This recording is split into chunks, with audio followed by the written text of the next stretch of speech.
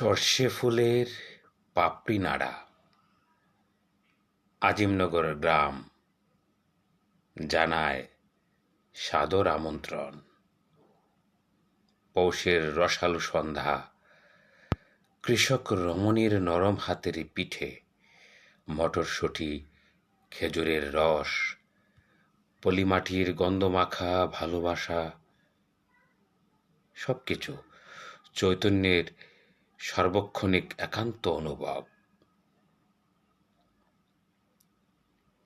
আজিমনগর গ্রামের পাশে আজমেরীগঞ্জ হাট, চরবাজার।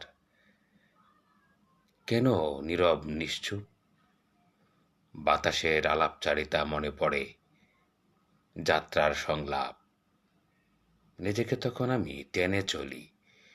কত দূর তালসারির রাস্তাটা, আর কত দূর।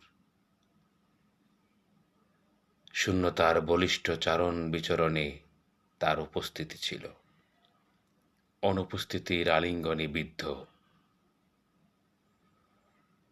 বাজারের পাশে সেই চিশতির মাজার পুকুরের মাছ, সবকিছু মিলিয়ে নস্টালজিয়া পড়ে যায়।